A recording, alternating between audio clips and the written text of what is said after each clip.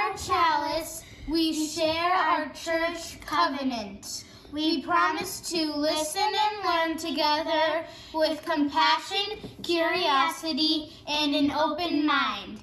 Engage in creating a warm, welcoming community. Work together and beyond our walls to address social and environmental challenges. And with our time, talent, and treasure to support our church and its mission.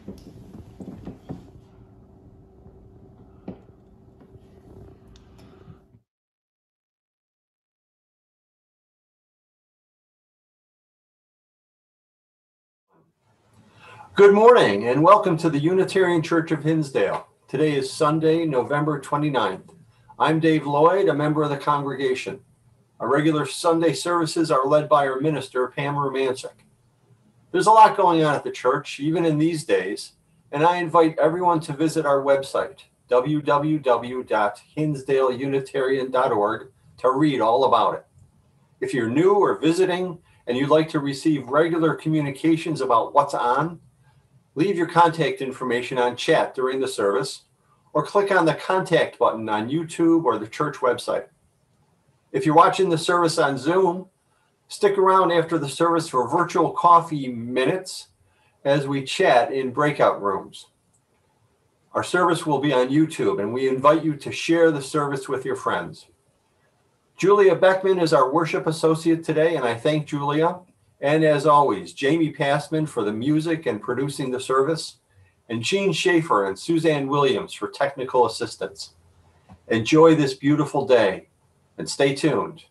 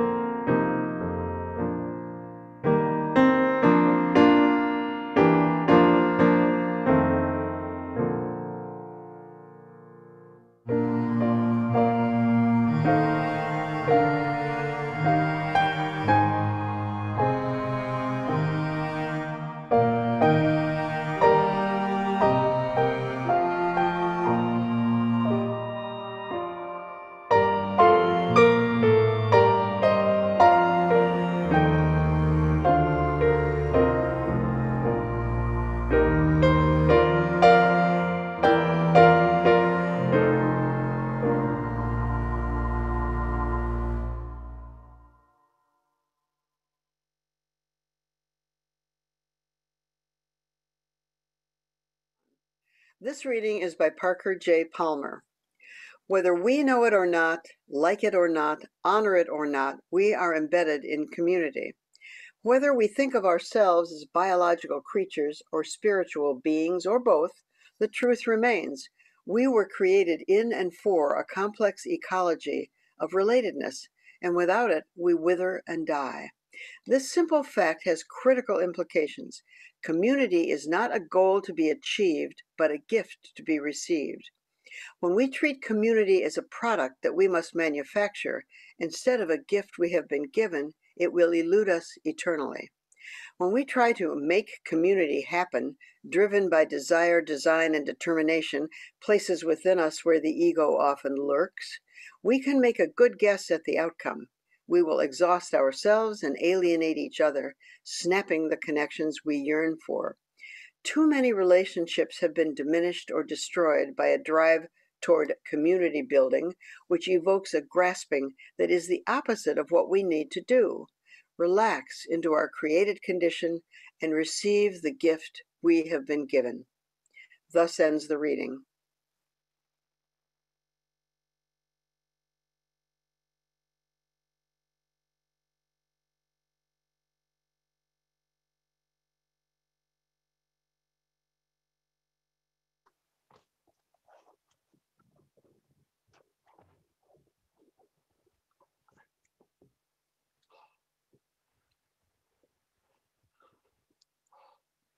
Good morning. Let us now take a few moments to settle into our chairs. Put your feet flat on the ground and breathe in. Transport yourself to your favorite landscape, not a place, but a space. Wide open prairies, cool forests, valleys rimmed by stone outcroppings, the beach, the desert, the vista you love best. On a cool, crisp day like today, what would that scene look and feel like? The leaves are off the trees, and if you look up, you'll look through the interlaced branches to a deep blue sky that goes on literally forever. The waves lapping at the beach are quieter, the water too cold to take a dip in, and the sand is not hot under your feet.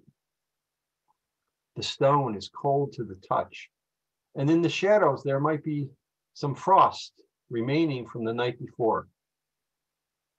Every season has its pleasures, and these are the wonders of late autumn.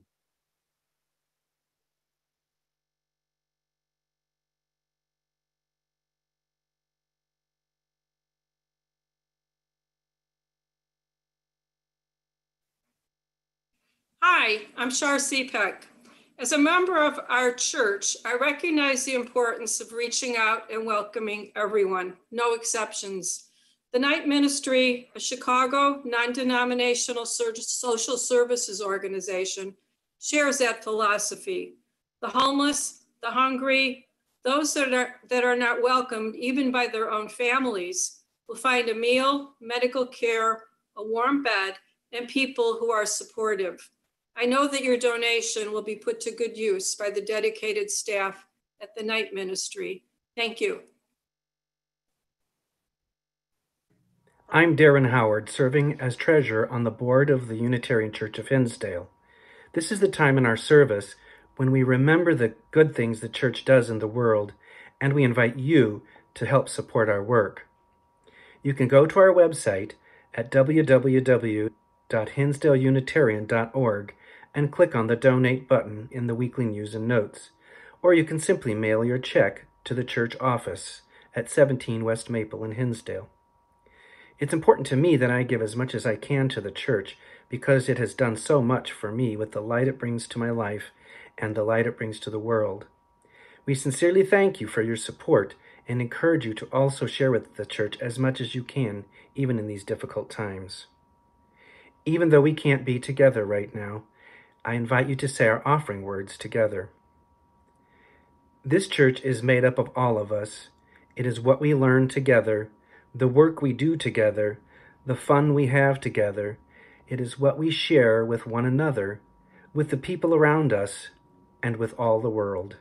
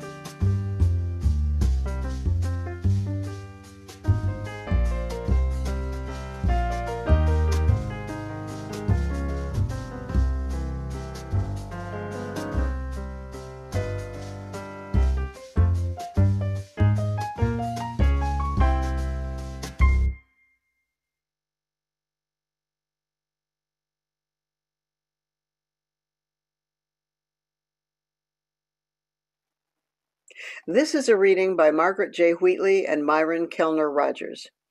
Life's first imperative is that it must be free to create itself. One biological definition of life is that something is alive if it has the capacity to create itself. Life begins with this primal freedom to create, the capacity for self-determination. An individual creates itself with a boundary that distinguishes it from others. Every individual and every species is a different solution for how to live here. This freedom gives rise to the boundless diversity of the planet. Life's second great imperative propels individuals out from themselves to search for community. Life is system-seeking. There is the need to be in relationship, to be connected to others. Biologist Lynn Margulis notes that independence is not a concept that explains the living world. It is only a political concept we've invented. Individuals cannot survive alone. They move out continuously to discover what relationships they require, what relationships are possible. Species that decide to ignore relationships, that act in greedy and rapacious ways, simply die off. If we look at the evolutionary record, it is cooperation that increases over time. This cooperation is spawned from a fundamental recognition that one cannot exist without the other, that it is only in relationship that one can be fully oneself. The instinct of community is everywhere in life. Thus ends the reading. Good morning. I hope everyone had a happy Thanksgiving. Sometimes things don't go as we planned or as we would prefer, especially in these times. And if this wasn't an ideal holiday, I hope you can find a way to just say 2020 and that future holidays are better. And I hope that this hour of this day is a happy one for you. Thanksgiving has always been my favorite holiday. It is a religious holiday in a way, but it doesn't carry with it the idea that you have to support one religious outlook or shame you for making it purely secular. There's no requirement for gifts or shopping or extravagant decorations, although it's okay to decorate if you want. And it's about the best and most important things about being human and being American: family, community, giving thanks. This year, despite everything, there are a lot of things that I'm thankful for. I'm thankful for my family, for my health, especially now. I'm thankful that Suzanne and I don't have to worry about how our parents are doing and what risks they are exposed to, as they are beyond any health risk or worry. I'm thankful that I have a job that I can continue to work at despite the current crisis. Not everyone has that. I'm thankful that our country's electoral process still works. And I'm thankful for the millions of people who worked so hard to make sure that democracy still flourishes in America. This last week I went outside and it was one of those cold, wet, miserable days. And at that moment, I was thankful that I'm not a World War I soldier, having to stand in a trench every day for a year, including in weather like that, cold, wet, with soaking feet. I'm thankful that this is the year 2020 and not 1348 during the Great Plague, when 1/4 to 1/2 of the population of Europe died. We're stunned by the prospect that 1 million Americans might die from COVID-19. Imagine if it was 80 million. And I'm thankful for things I took for granted before all this, including my friends and this community. Back in April of this year, in the early days of the pandemic, I took part in a church service, and if I may repeat what I said back then, we are good at communicating. We evolved over millions of years to be good at communicating, to be good at working together. We need each other. For 1 million years, we have needed each other. And challenges, disasters, and crises that break our routine wake us up to that fact. We are being reminded of this right now. End quote. Back then I said that despite our devices, we need close contact with each other. I have to say now that it is because of our devices that we've been able to keep in close contact with each other. Imagine if this had happened 20 or 30 years ago, back when picture phones were a dream, were science fiction. This is hard for me to admit, but maybe I'm actually thankful for modern technology that has enabled us to keep in contact and keep sharing with one another. And another silver lining in this pandemic, it has totally derailed the express train of Black Friday. Remember when Black Friday started, it was just a fun shopping day. You got the day off after Thanksgiving and the stores all had sales. And then they said, open at 7 a.m., open at 5 a.m., open at midnight. And then one by one, the big stores started creeping their starting times into Thanksgiving Day. They threatened to turn Thanksgiving into Black Friday Eve. And apparently only a deadly pandemic could stop that train. For that, I guess I'm thankful. Recently, Reverend Pam asked everyone on the worship committee to go online and look at services posted by other UU churches to get an idea of what they are all doing and if there's anything that we could be adding or doing differently. And I have to say, I'm pretty proud of our church. I saw a number of UU churches, some much bigger than ours, whose service is essentially the minister talking at the minister's home or at the podium in church, maybe with some video of the musician playing hymns. In our services here at UCH, we have a whole mix of people, all presenting different content, all sharing with one another. Our community is so important to us that we all get to join in every service, including everybody on the Zoom meeting, with people contributing chat all during the service. And then, of course, the virtual coffee hour or coffee minutes afterwards. As UCHers, we really value the strength of the ties we share with our community. Another aspect of our community is not just what we do when we're together, what we share with one another, but what each of us does in our own time. I think a lot of us have a lot more time in front of our screens this year. And it occurred to me to find out and share how some of us have found ways to waste time online. I asked a few friends to share the sites they visit to waste time while on their computers, and I was pleased and fascinated by the responses I got. First, I found that a lot of members of our congregation don't waste time at all. I got a number of responses like, oh, I don't surf the web. Oh, I really don't waste time online. It's impressive that we have so many productive people. Certainly, I'm not one of them. I love to waste time whenever I can, and fortunately, so do some other people. So now I'd like to share some of the time wasters that I've been introduced to. The first time waster was sent by Dan Spezial. Dan said that he likes to watch a particular set of documentaries from the 80s that involve building cathedrals, castles, and towns. This one is called Castle.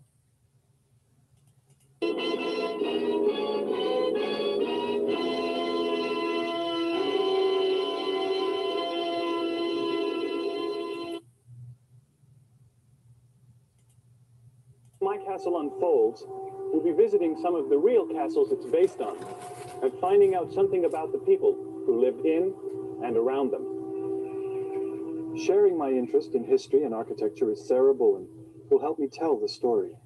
Hello. So he's walking through this castle and his co-host just happened to be standing in the doorway to the castle. Hey, David. Hello, Sarah. Sarah, what Hello, David. Hello, Sarah. Oh, they're so casual about it. interests you most about castles? Actually, I'm more interested in the people, what they were like, how they lived, how and why they were different from us. And they were different, weren't they? Oh, yes.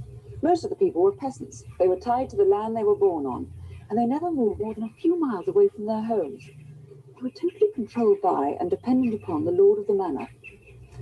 They couldn't count on anything. For instance, the land providing enough to live on. They might find themselves in political or military disputes. Diseases of all kinds were a continual threat, and there were few known cures. But for everyone, rich and poor, survival was the all-consuming effort. And it's not just people talking and narrating the construction of the castle. There's animation too. I am very pleased, Master Jameson. Thank you, my lord. His Majesty has impressed upon me the urgency of this project. After all, we are in hostile territory. Carpenters are already building workshops and barracks. And I must say, my lord, the protection of your soldiers provides great comfort indeed. Necessary precaution. We know the Welsh are watching us. We know the Welsh are watching us. Actually, I don't think this is a waste of time at all. I want to see the whole show. But anyway, next we have a drum corps competition submitted by Darren Howard.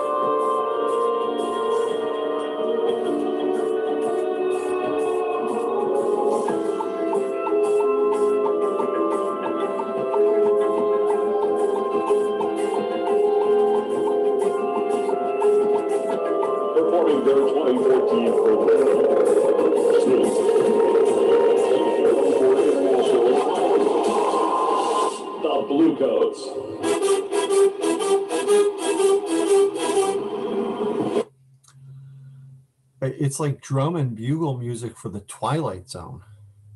Who knew the drum music could be written in a minor key? Let's skip forward to see if there's something else that we can find.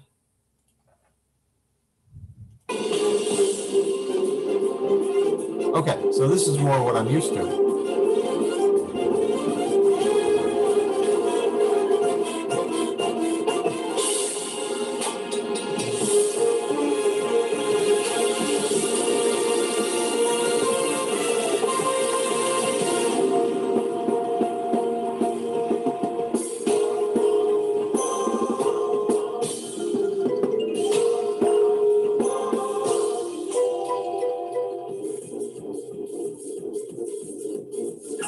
Okay, so we're back to 20th century dystopia.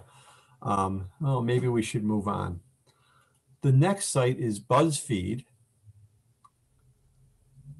which was the favorite of two people I asked, Emily Crement and Jessica Fries. This has a lot of news content and videos and a bunch of useful quizzes that give you interesting insight into your personality. For example, what show should you binge watch next? Just plan your meals for a week to find out. Okay, let's do this quiz. It's Monday morning. How do you start your week? Oh, I'll pick cereal. All right. Noon on a Tuesday already. What are you having? Okay, I'll pick burrito. That looks good.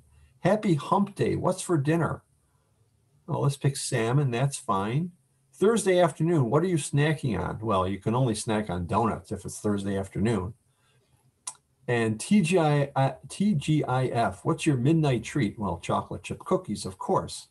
And if you click all those, you should be binge watching Euphoria. Well, I'll go on Netflix or Amazon or wherever one finds this Euphoria program, and I'll start binge watching that right away. Okay, well, if I'm going to feature ways that people waste time online, I figure I should fess up and provide a couple of the sites that I waste time on. The first one is a chess channel by a guy from Croatia. Hello everyone and welcome back to the Clutch Chess International. We are continuing the match Jeffrey Xiong versus Magnus Carlsen after the first 3 games that Magnus won 3-0. From the next 5 games, 2 were won by Xiong and 3 were drawn. And this is so the way this show works. He goes through a game between famous chess grandmasters of the past or of the present, and if there's a tournament going on, maybe he'll show games from the tournament. This is a guy doing a show in his basement. You can see the smiley face pillow on his couch, the nice 1970s style couch. And this is his dog lying on the couch while he's doing the show. But before you think, oh, this is some guy in his basement, note that he has over 100,000 followers. If every one of them gives $1 a month, this guy's making $1 million a year on this chess channel. So let's watch some of the chess game here. And now knight to f3. We have d6, d4. So just a normal open Sicilian. We have c captures Normal and open d4, Sicilian. knight captures, and now knight to f6. We have knight c3, and of course a6. The knight is on the board. And of course and a6. To d3. Here you can play a lot of moves, like any move here. You can pretty much play bishop c4, bishop d3. You can play f3. You can play h3. You can play h4. You can play rook g1. You can develop the bishop. You can play bishop to g5. So there are so many ways, of course, you can play against the Najdorf. So there are so many ways, of course, you can play against the Najdorf. Let's skip ahead to some of the exciting chess action. And don't watch the exciting pieces moving around. Look over his shoulder while he's speaking. Always have the open c file to use for attacks. You can maybe castle kingside, the double rooks on the c file, and then create threats along the c file towards the white king. So it does make sense to keep the dog can't take it anymore. And so you don't think that I waste my time only on intellectual pursuits like chess channels. I have another way I waste time. This is one of those sites that pops up on Facebook, and once you click on it, you'll get a steady stream of sites just like it.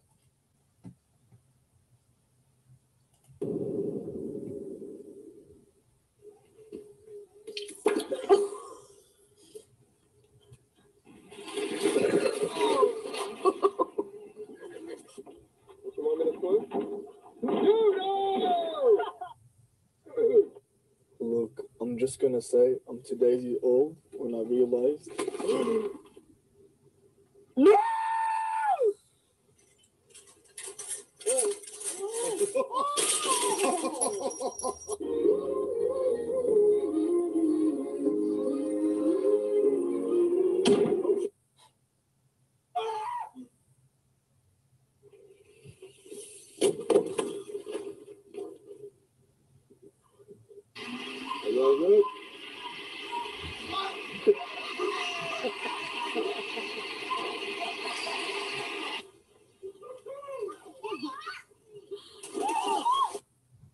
What needless, senseless violence.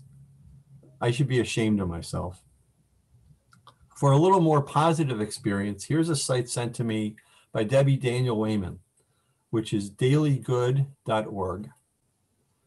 This has news that inspires. There's all sorts of things about flowers and about soup and years of work and science technology. Here's a clip from an interview of a Cuban-American civil engineer turned writer.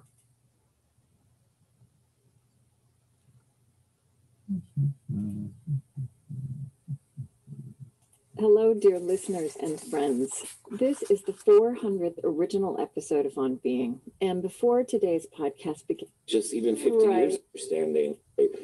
Ask that we speak about immigration and and so I want to kind of draw that out because I feel like it is very present, very relevant to how we are all inhabiting this moment and I did read in your I think your memoir that you said you grew up learning about America and kind of internalizing America through reruns of Brady Bunch, Leave It to Beaver, and My Three Sons. And when I read that, I thought, oh, that's terrible. And then I realized I watched all those shows also. That's what I grew up on. So we've all come a long way.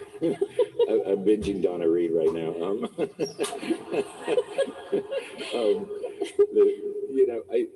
It's interesting because I think, when I first began writing, and again, I say that as a sort of a starting point where I started to ask these deep questions. As I always say, writing makes me think, and thinking makes me write, and there's a circularity to that as you dive deeper into questions and into yourself and into your soul, into your mind and heart. Yeah, you learn when you write, you also learn what you think that you didn't know you were thinking. Right, exactly, and that's part of what keeps me addicted to it. Yeah. But the story of writing, at first, once again, this is not a waste of time at all. This is interesting and inspirational and uplifting. Okay, Susan Mooney provided a couple of sites. The first is a virtual, oh no, I lost it. First is a virtual cooking site. Let me find it.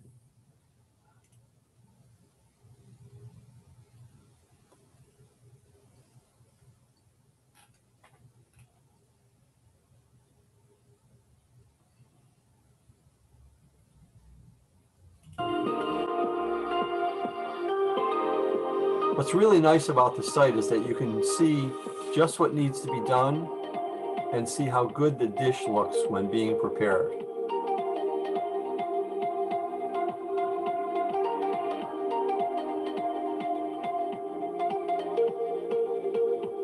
So let's skip ahead to how it looks later in the process. Oh, there's the sauce going on.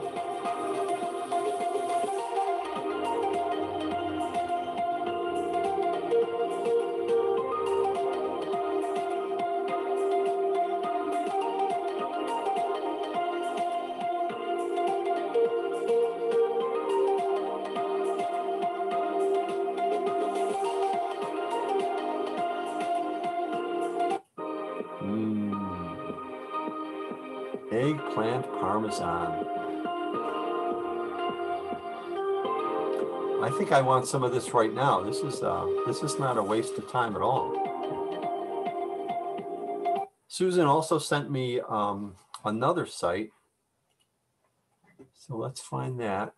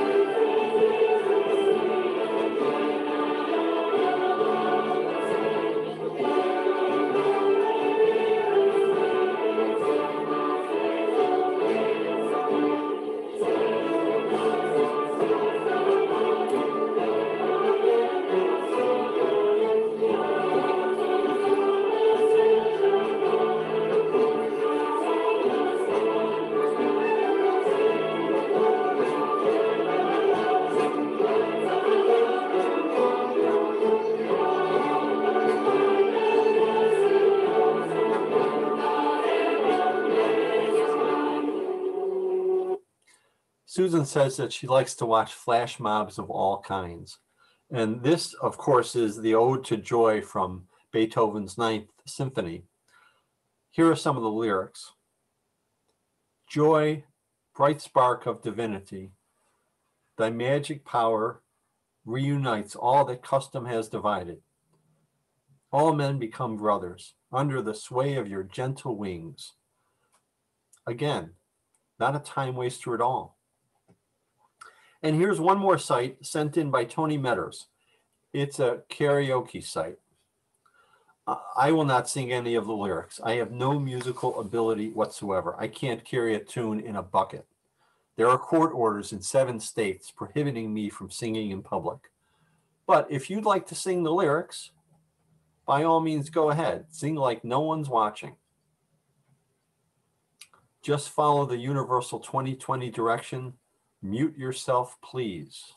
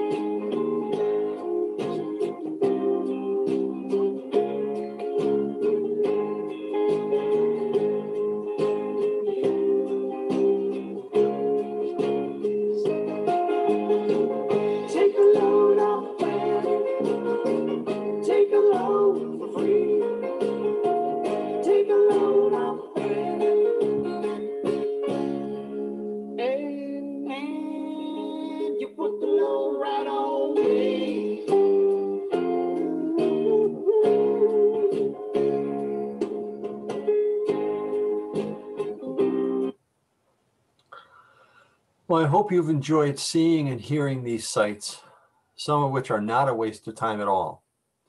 This has been a great way to learn more about some of our church friends. I'd like to keep this going.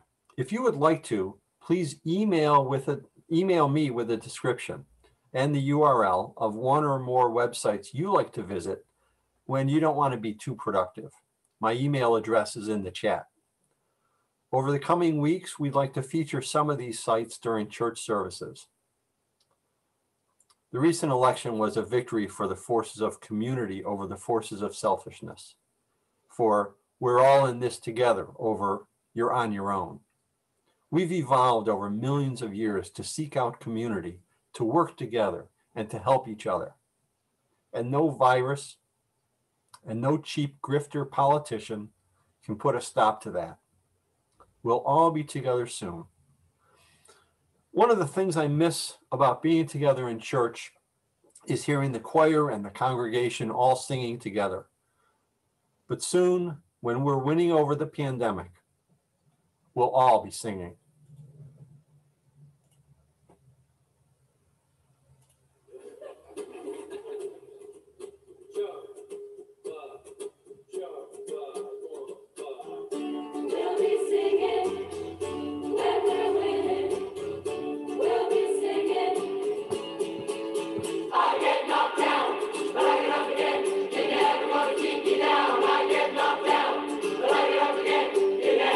Keep me down, I get knocked